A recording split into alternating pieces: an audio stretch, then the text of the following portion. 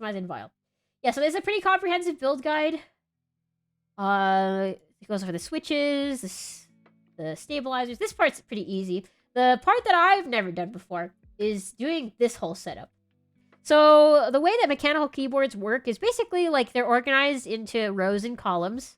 And your PCB, like the kind of brains on the inside of your computer, or on the inside of your keyboard, probably will be like kind of setting this all up for you.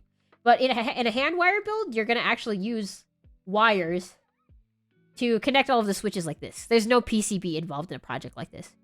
So I think that in terms of like the soldering skills necessary, I definitely think that I could do this.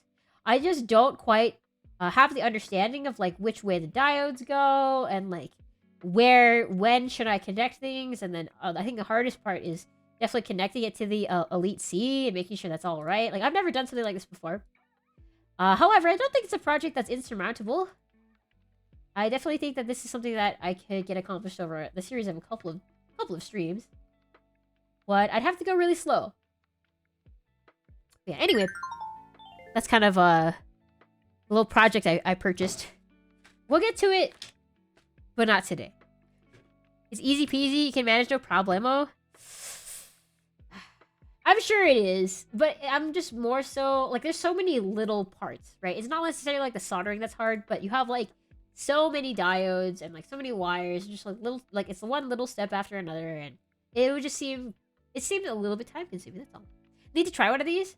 I think hand wire builds are really interesting, just generally speaking, because I often see hand wire builds be accompanied by 3D printed cases, and I love 3D printing. Like 3D print, I really wish I had a 3D printer. It is, you can make so many different kinds of keyboards if you have a 3D printer. Like you can make ergonomic keyboards. There are some dactyls that are hand wired. Like it's great. It's fiddly, but that's all. Yeah, but fiddly things scare me because I'm clumsy. You see, like what if I lose diodes or what if I absent-mindedly do something, and then we'll be doomed. You know the things you need to know about how to make it work. I'm sure I do. I feel like, first off, actually, even before I considered working on this, I need to have the switches ready for it. Like, I don't have any switches that are lubed for this that I'm willing to solder in. Because with this hand wire build, like, I'm pretty sure you're not desoldering this, like, ever, right? Like, you're probably never gonna take this keyboard apart ever again, right? So, with that said, I feel like I need to get some switches ready for it that I'd be happy with. But I don't have any lubed right now. Also, I might want to pick up, like, some helping hands. Because I don't have that either. And it would make it very hard. You can, it's just more work. Oh, you can? Fucking chat is like, challenge is accepted. Desoldering this? No biggie. The matrix holds form pretty well after it's soldered.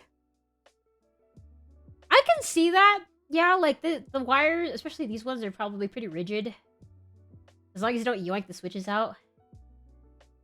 But I don't think that'd be... I would likely not want to desolder this again, right? Right? Har says, I need a switch rec. I've used linear switches for 2 years and I want to try tactiles like E4Ts, but I'm afraid my fingers will get tired by the end of the day. Any good light tactiles? In terms of light tactiles, I really like penguin switches. Let me go get my board. I'll put this to the side for now. I love 3D printed cases, by the way. As y'all know, yeah. I like penguin switches. I actually, so in the past couple of weeks that I have been typing all of my essays, all of them have been typed on this board. And the reason for that is that, this is like the perfect like tactile for me personally. I really like ergo clears. So just a little bit of like background on the penguin switch.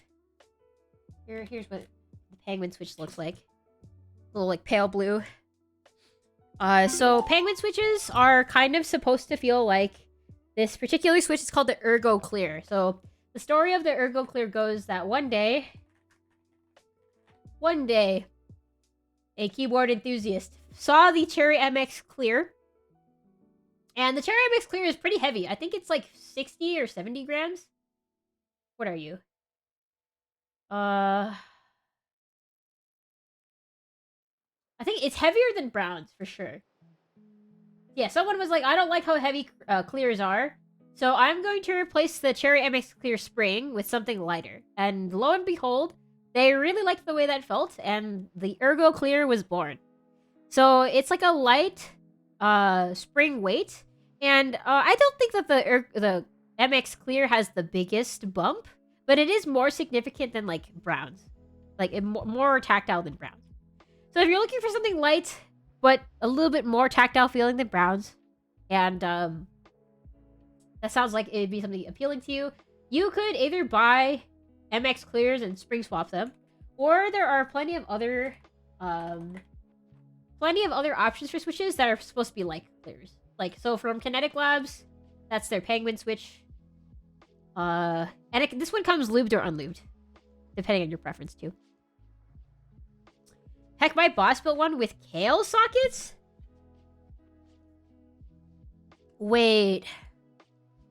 How can you build a hand wire board with kale sockets? Hand wire...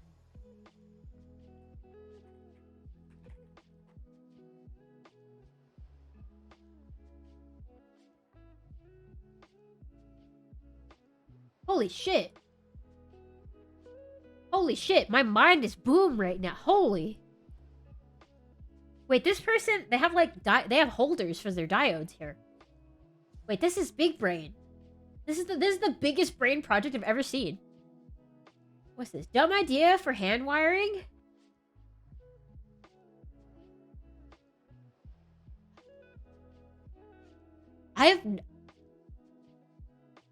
You streamed keyboards for a year?